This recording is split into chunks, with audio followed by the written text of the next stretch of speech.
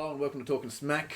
I'm your host Sam Bradford, and today I'm with Sam Clark, Spurs man, Joe Thorpe, Chelsea man. How are you boys? Hey, good man. Good, thanks, bro. So today we're talking about VAR. Scrap it or keep it, because Scrap it. is VAR helping or destroying the game? That's the question. We're going to go into a few questions, kind of talk about is it the officials or the technology, and maybe we can go better. So hope you enjoy it, and we'll get straight into it. Got these new jeans. Nice move from him. Coaching's like $50. On sale. Not bad. Fucking oath, man. I was stoked with it. Not bad at all.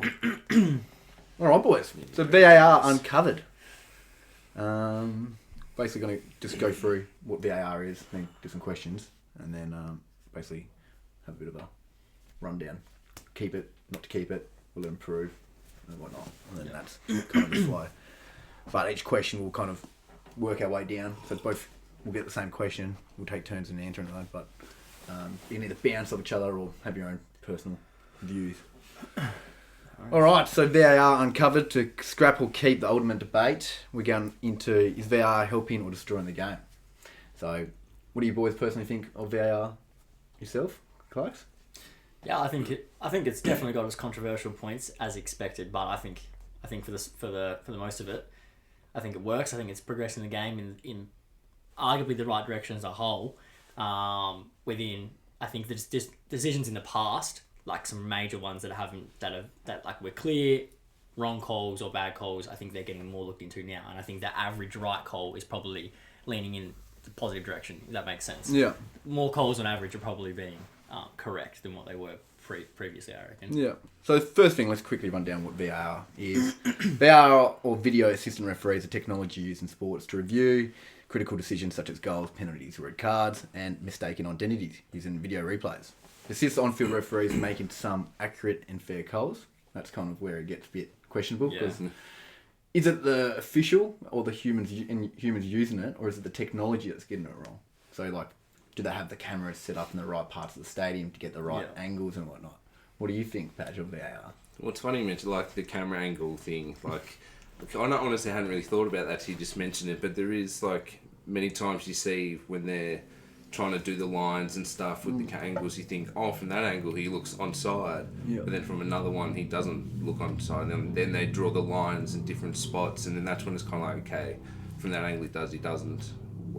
How can you kind of work around that? Yeah. And a lot of the time, say for example the Liverpool one just gone with the audio situation that happened there, that was human error from like the VAR referees and the on-field officials. Like, that Shocking. was a funny one. The VAR officials itself, like one, and then if you listen to the audio of it, where basically the guy said, "Yep, check's complete," and then the game continued, and then the guy who's kind of is the replay operator, who's actually in charge of replaying, said, "No, stop the game," like, Yeah. and then the guy was like, "Nah, we can't delay the game because they've already played on." Yeah, it's gone. So Opportunity's gone. yeah, that's a great example because that really was just human error. Yeah.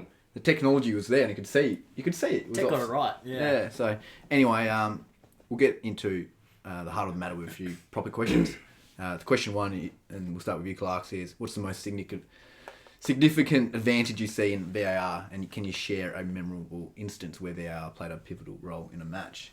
I can't really pinpoint any memories. Any on with the top your of my head. Spurs, like any moments you remember with Spurs that has either helped them or has There would them? 100% be circumstances. I think that The Champions League one.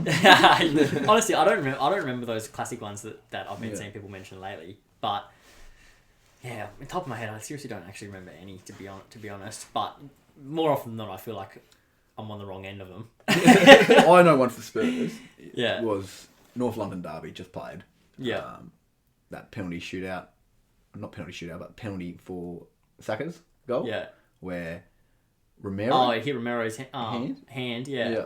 And See, I think that's where I think VAR I'm just saying starts getting because funny. Postecoglou didn't think that was handball. Yeah, 100%. That's where I think VAR gets a little bit funny because there's some rules within the game that don't really specifically define something to an absolute T. They still leave room for on-field decision. Do you know what I mean? Yeah. So like something like that with the handball, if it's they treat unnatural position, there's no actual true definition of unnatural position. It's just all under what's the word, like it's all under personal assumptions. Do you know what I mean? So that's why I think handball is a funny one because Comes down to the referee. it completely comes down to the referee, and you're never going to be able to 100% define natural movement or natural positioning or anything like that as to a T.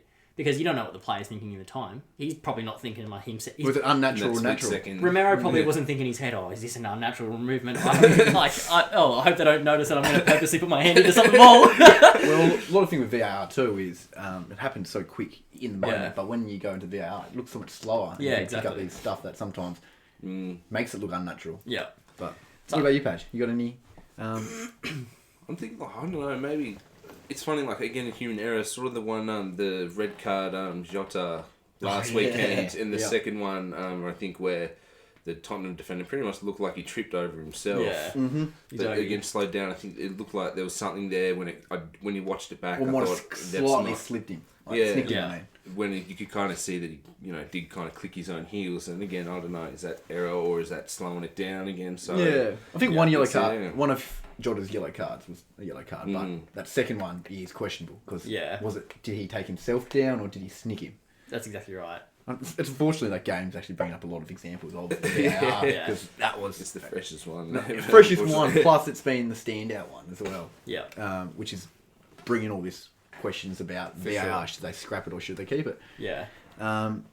Yeah, but no, I don't personally, on the top of my head, have any certain moments apart from like that. But there's been moments with every team. They've kind of got that kind of clear action or game kind of where they can think of a pivotal kind of moment. I should say. Yeah, exactly. Yeah.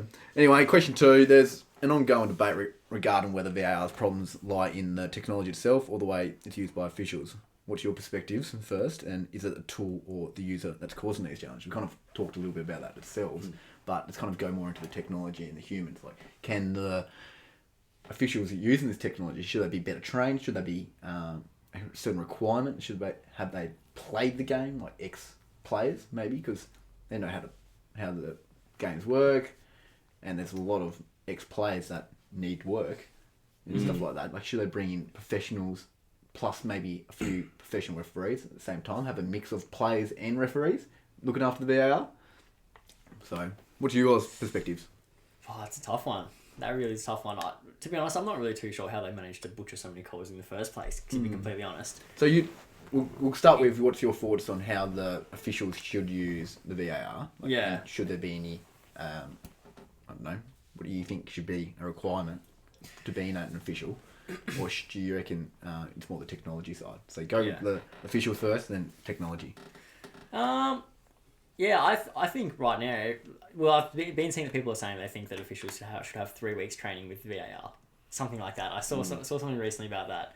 I'm not too sure if you guys have seen anything to do with that either. Actually. But I think after the Liverpool Spurs game, someone says that these referees need training alongside VAR within the training now. That should be incorporated as a part of it somehow. I'm not too sure what specifics are, but other than that, yeah, I'm not really too sure, to be honest. It's a tough question. It is a tough question. I'm not too sure. Well, it's interesting because the technology, you can see other sports like cricket, tennis. I don't know much about the NBA if they use any sort of like VAR or anything like that, but rugby and NFL, there's all these kind of VAR type systems, and they work quite well. And like, for example, tennis, when it hits the line, and they can know exactly if it hits. Yeah. And then in cricket, like that snick kind of thing where it snicks.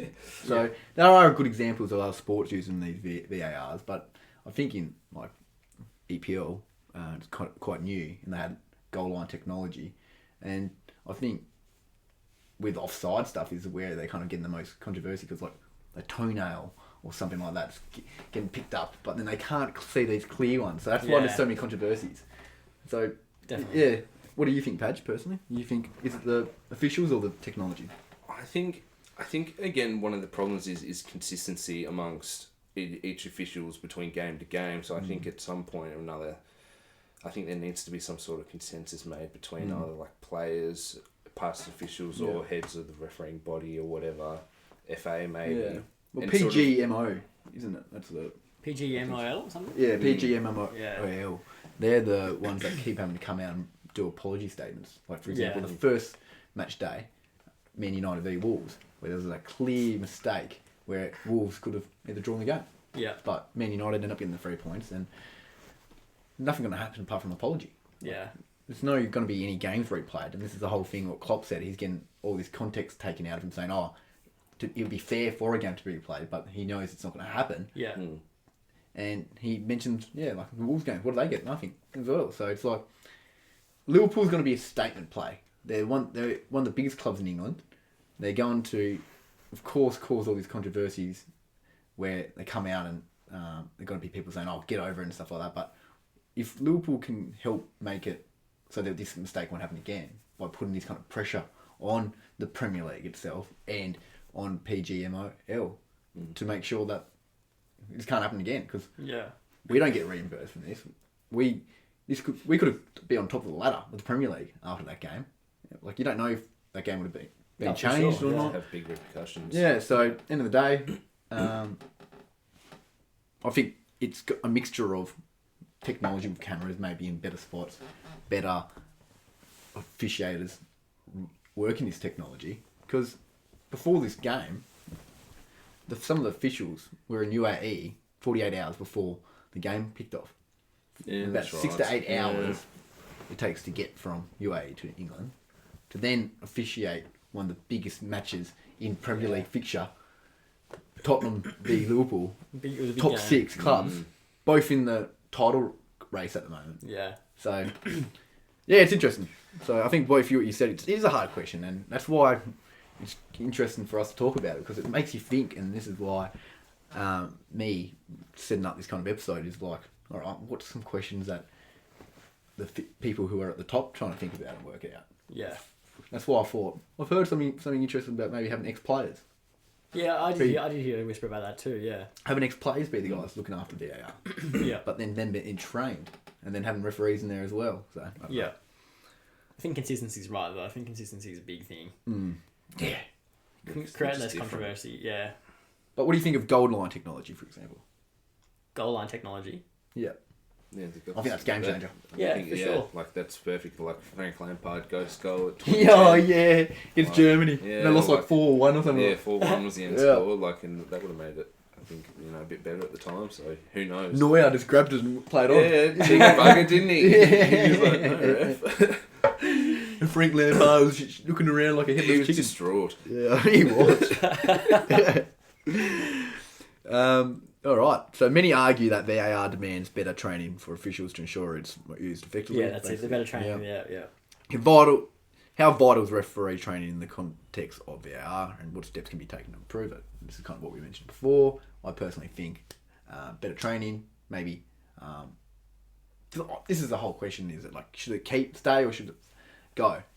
I think if it stays, they need to just keep. They're only going to get better improving it, but how they're going to improve it and how long it's going to take, and how many times there's going to be more mistakes happen before they get it to it, so it's more consistent. Yeah. I just think maybe they just need to define the rules a bit better. I think the technology works. I just think the people are misinterpreting it. That's all I think the issue is, and I think that just comes down to you more think clearer it's officials? definitions. Yeah, I think more as the officials. Yeah, and I think just clearer definitions on rules will make things more consistent. I haven't read the rule book myself, so I don't know how clear things already are. But if they could just add any more definition to some of the words, some of the wording and descriptions of it, it might be able to clear some of that up. At the end of the day, it's meant to just kind of review critical decisions such as goals, penalties, red cards, and mistaken stuff. Yeah. But what's ended up happening? I'm just talking about the interpretation of it once they see. You know how once they they ask for what images they want to be seen on the TV. They have. Oh, you're talking about like that kind of the red card. Against exactly. Liverpool, Tottenham, for example, again. And he asks, "What can you show me the third screen again?" Or And you've like got that? given the worst possible shot. Yeah. In what do you call it? Stopped time, where it's Curtis Jones's studs are going over the bowl into Basuma. But if you look at actual in-game play, it looked like it wasn't that bad. Because at the end of the day, he's bounced on off the bowl into his leg.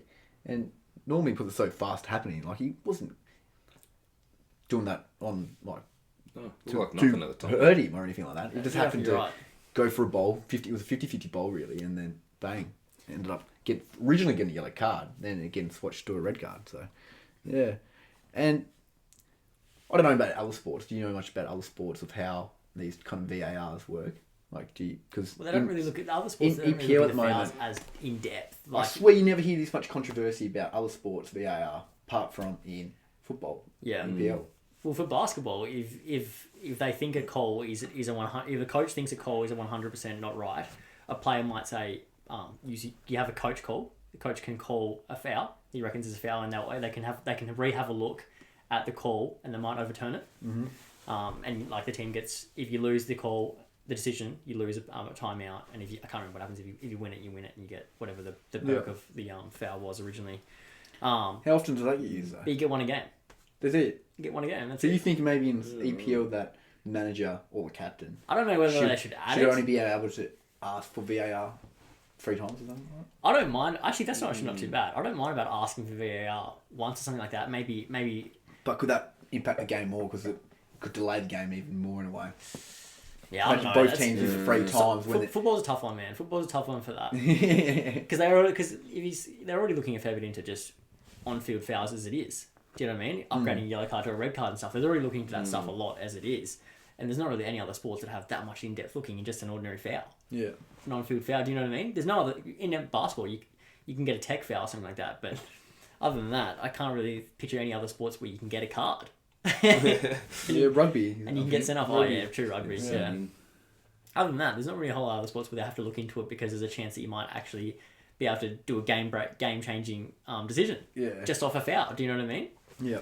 Yeah. So, it's a tough one. Most of the controversy at the moment with EPL is the inconsistencies of these offsides. Yeah. Because there's a big argument out there that the referees are now relying that the VAR will save them.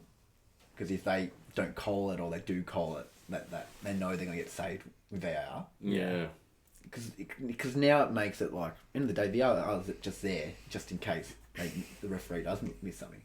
Because what you want is the referee to be able to basically moderate the game just for him. Yeah. Instead of having to have this technology come in. It's just there because there's been all these times in the past where there's been one bad decision by a referee that's changed the game. Yeah. And now that they've brought this in, it's like, all right, that's not going to happen anymore. Like one bad offside or a potentially... That's why Goal Technology is great. Is because Henry, like that one we talked about with Frank Lampard in the World Cup against Germany, that could... No, I don't know, it was 4-1, but you know what I mean? Like, there's been...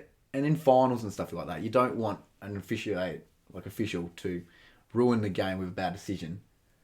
So that's why VAR can be good. So basically, the last question of it, if you had the power to make the decision, would you be an advocate for scrapping VAR altogether, or do you believe in refining it and keeping it as a part of the game? What's your vision for the future of that? Dude, I'm for refining it 100%. I can't... Yeah. Scrapping it would just put us back to where the game was 20 years ago. I think it's actually been progressive. Although stops are annoying, and like, from an entertainment standpoint, no one wants to sit around and watch fouls be replayed over and over again and stuff like that, and waste and stoppage time and stuff like that. But I mean, they've addressed that rule with extra stoppage time in the game, so you can make up for that time Yeah, lost. I think that's So I just think we're heading in the right trajectory. I just think we're getting over a couple of speed bumps with it all now. But yeah, consistency with calls should scrap a lot of the controversy. I would imagine. Definitely.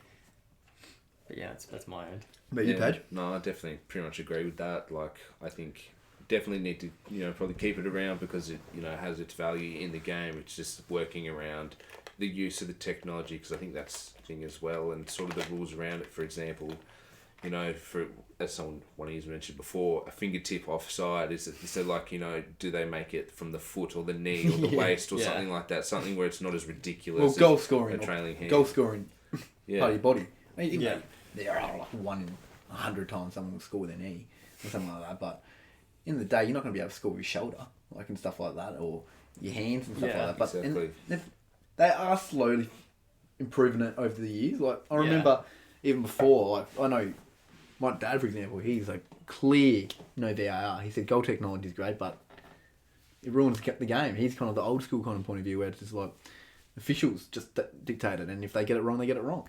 That's the thing, man. From an entertainment standpoint, it's annoying to have stops all the time, and I think that's So that is a good point, to be honest, because it really is nice watching a game where you think, oh, what's that call? What's something like that? But at the end of the day, you know it's bullshit, but you know it's always going to play on. Yeah. Do you know what I mean? Yeah.